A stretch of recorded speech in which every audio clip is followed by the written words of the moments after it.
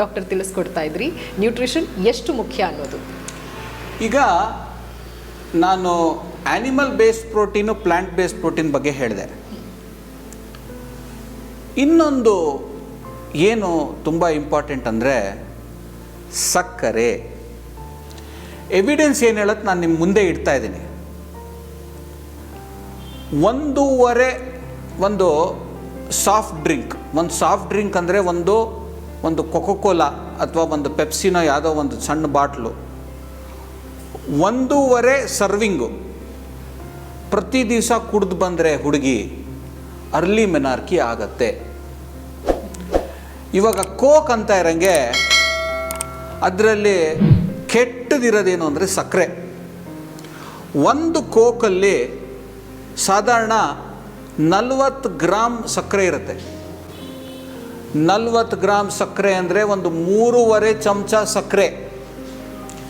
So ಈ ಸಕ್ಕರೆ ಪ್ರಕಾರ ಸಕ್ಕರೆ ಎಷ್ಟು ತಿಂದರೆ ಅರ್ಲಿ ಮೆನಾರ್ಕಿ ಆಗತ್ತೆ ಅಂದರೆ 5 ಸ್ಪೂನ್ ಸಕ್ಕರೆ ಪ್ರತಿ ದಿವಸ ಹೆಣ್ಣು ಹುಡುಗಿ ತಿನ್ಕೊಂಬಂದರೆ ಅರ್ಲಿ ಮೆನಾರ್ಕಿಗೆ ಕಾರಣ.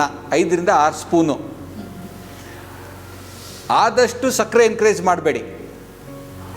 ಪ್ರತಿ ದಿವಸ ಐಸ್ ಕ್ರೀಮ್ ತಿನ್ನೋದು. ಇವಾಗ ಹೇಗಿದ್ದರೂ ಹಾಲಿಗೆ 2 ಸ್ಪೂನ್ ಸಕ್ಕರೆ ಬೆಳಗ್ಗೆ, 2 ಸ್ಪೂನ್ ಸಂಜೆ ಹಾಕಿದ್ರೆ 4 ಸ್ಪೂನ್ ಅಲ್ಲೇ ಆಗೋಯ್ತು.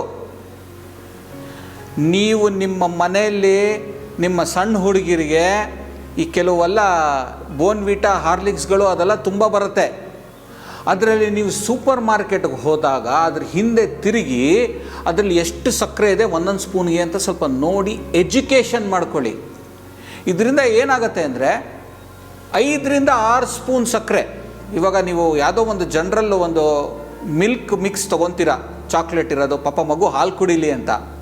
ಅದಕ್ಕೆ ನೀವು 2 ಸ್ಪೂನ್ ಹಾಕ್ತೀರಾ. ಅವನು ಟಿ ವಿ ಆ್ಯಡಲ್ಲಿ ಅದನ್ನು ತೊಗೊತಾ ಇದ್ರೆ ಏನು ಹುಡುಗರು ಬೆಳೀತಾರೆ, ದೊಡ್ಡವರಾಗ್ತಾರೆ, ಹೈ ಜಂಪ್ ಮಾಡ್ತಾರೆ, ಎನರ್ಜಿ ಫುಲ್ ಇರುತ್ತೆ ಕಾಲೇಜಲ್ಲಿ, ಇದೆಲ್ಲ ಅಡ್ವರ್ಟೈಸ್ಮೆಂಟ್ಸು.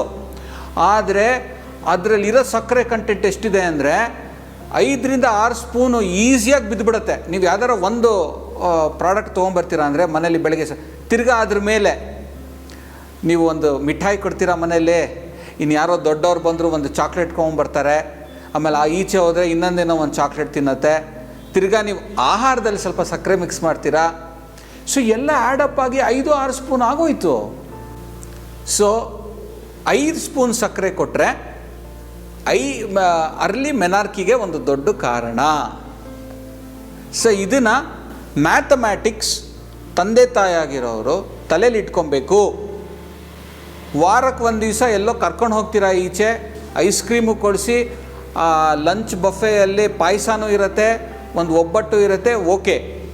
ಅದೇ ಪ್ರತಿ ದಿವಸ ಮಾಡೋಕ್ಕೆ ಹೋದರೆ ತಾಪತ್ರೆಗೆ ಒಳಗಾಗ್ತೀರಾ.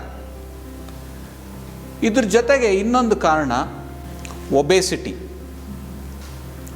ಹುಡುಗಿರು ತುಂಬ ದಪ್ಪ ಬಿಟ್ಟುಬಿಟ್ರೆ ಆ ಬಾಡಿ ಮಾಸ್ ಇಂಡೆಕ್ಸಲ್ಲಿ ಓವರ್ ವೇಟ್, ಒಬೇಸಿಟಿ ಕ್ರೈಟೀರಿಯಲ್ಲಿ ಏನಾರು ಹುಡುಗಿರು ಇದ್ದರು ಅಂದರೆ ಅದು ಕೂಡ ಅರ್ಲಿ ಮೆನಾರ್ಕಿಗೆ ಕಾರಣ. ಆದಷ್ಟು ಹುಡುಗಿರನ್ನ ಮನೆ ಫುಡ್ ತಿನ್ನೋದಕ್ಕೆ ಎನ್ಕರೇಜ್ ಮಾಡಬೇಕಾಗತ್ತೆ. ಹಾಗೂ ಈ ಮನೆ ಫುಡ್ ತಿನ್ನೋದ್ರಿಂದ ಎಂಕರೇಜ್ ಮಾಡೋದು, ಹೆಲ್ತಿ ಸ್ನ್ಯಾಕ್ಸು, ಹೆಲ್ತಿ ಇದು ಇತ್ತು ಅಂದರೆ ಅದು ತುಂಬ ಒಳ್ಳೆಯದು. ಯಾತಕ್ಕಂದರೆ ಈಚೆ ತಿನ್ನೋ ಆಪ್ಷನ್ಸು ಕಮ್ಮಿ ಆಗ್ತಾ ಬರುತ್ತೆ. ಈಚೆ ತಿನ್ನೋದು ಕಮ್ಮಿ ಮಾಡಬೇಕು, ಮನೇಲಿ ಆದಷ್ಟು ಹೆಲ್ತಿ ಮಾಡಬೇಕು, ಯಾಕಂದರೆ ಅದು ತುಂಬ ಒಳ್ಳೆಯದು. ಸೊ ಇವು ಇಷ್ಟು ಬೇಸಿಕ್ ಕಾರಣಗಳು ಒಂದು ಅರ್ಲಿ ಮೆನಾರ್ಕಿಗೆ.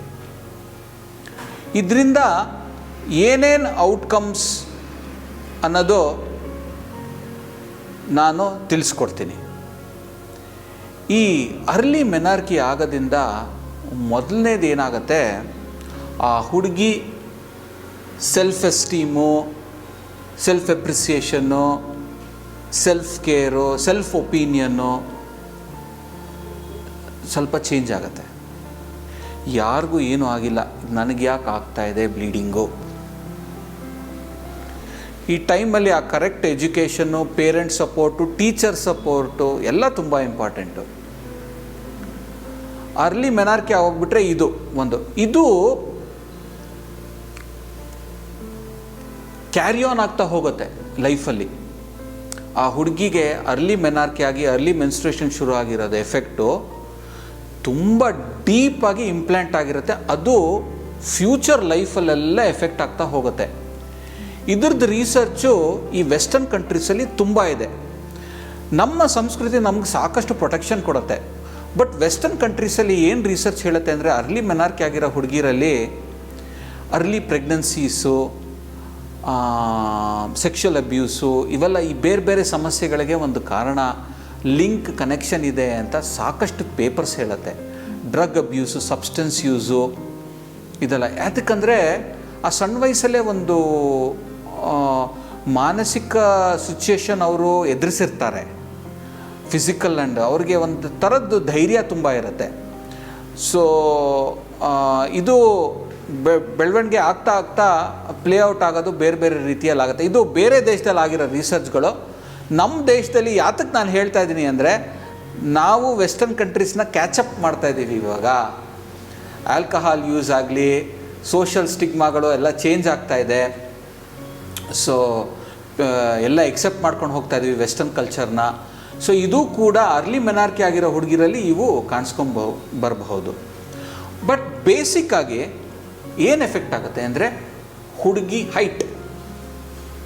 ಹೈಟಲ್ಲೇ ಸ್ಟ್ಯಾಗ್ನೇಷನ್ ಆಗೋಕ್ಕೆ ಚಾನ್ಸ್ ಇರುತ್ತೆ. ಆ ಬೋನ್ಸ್ ಪ್ಲೇಟ್ ಫ್ಯೂಸಿಂಗು ಅದೆಲ್ಲ, ಯಾಕಂದರೆ ಒಂದು ರಿಪ್ರೊಡಕ್ಟಿವ್ ಪ್ರೋಸೆಸ್ ಶುರು ಆಗ್ತಾರಂಗೆ ಅದು ಗ್ರೋತ್ ಡೆವಲಪ್ಮೆಂಟು ಇದು ಸ್ವಲ್ಪ ಕಮ್ಮಿ ಆಗುತ್ತೆ. ನಾನು ಪ್ರೋಗ್ರಾಮ್ ಶುರು ಆಗೋ ಟೈಮಲ್ಲಿ ಒಂದು ಮಾವಿನ ಹಣ್ಣದ ಕತೆ ಹೇಳಿದೆ. ಆ ಕಾಯಿಗಳನ್ನ ಹೆಂಗೆ ಹಣ್ಣು ಮಾಡಿ ಬಿಸ್ನೆಸ್ ಅವರು ಸೇಲ್ ಮಾಡಬೇಕು ಅಂತ. ಹಾಗೆ ನಾವು ಅರ್ಲಿ ಮೆನಾರ್ಕಿ ಆಗೋದು ಪಾಪ ಈ ಹುಡುಗಿ ಗ್ರೋತ್ ಡೆವಲಪ್ಮೆಂಟ್ಗೆ ತುಂಬ ಅಡಚಣೆ ಒಂದಾಗತ್ತೆ. ಮತ್ತೊಂದು ಏನಾಗುತ್ತೆ ಅಂದರೆ, ಈ ಮೂಳೆಗಳ ಸ್ಟ್ರೆಂತು ಕೂಡ ಕಮ್ಮಿ ಇರುತ್ತೆ. ಈ 30s 40s ಜಾಯಿಂಟ್ ಪೇನ್ಸ್ ಬರೋದು, ಅವ್ರನ್ನೆಲ್ಲ ಹಿಸ್ಟ್ರಿ ನೋಡಿದಾಗ ಅರ್ಲಿ ಮೆನಾರ್ಕಿ ಒಂದು ಕಾರಣ ಇರುತ್ತೆ.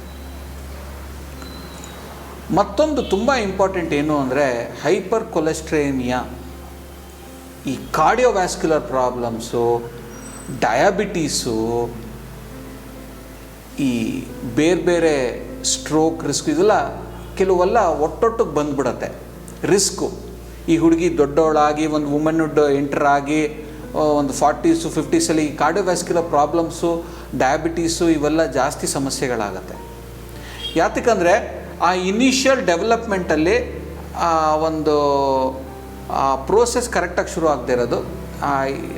ಈಸ್ಟ್ರೋಜನ್ನು, ಯಾಕಂದರೆ ನಾನು ಲಾಸ್ಟ್ ಟೈಮು ಇನ್ನೊಂದು ಕಾರ್ಯಕ್ರಮ ಮೆನೋಪಾಸಲ್ಲಿ ಹೇಳಿದ್ದೆ, ಈಸ್ಟ್ರೋಜನ್ನು ಡಿಪ್ಲೀಷನ್ ಆಗ್ತಾರಂಗೆ ಹೆಂಗೆ ಎಲ್ಲ ಬಾಡಿ ಎಫೆಕ್ಟ್ ಆಗ್ತಾ ಹೋಗುತ್ತೆ ಅಂತ.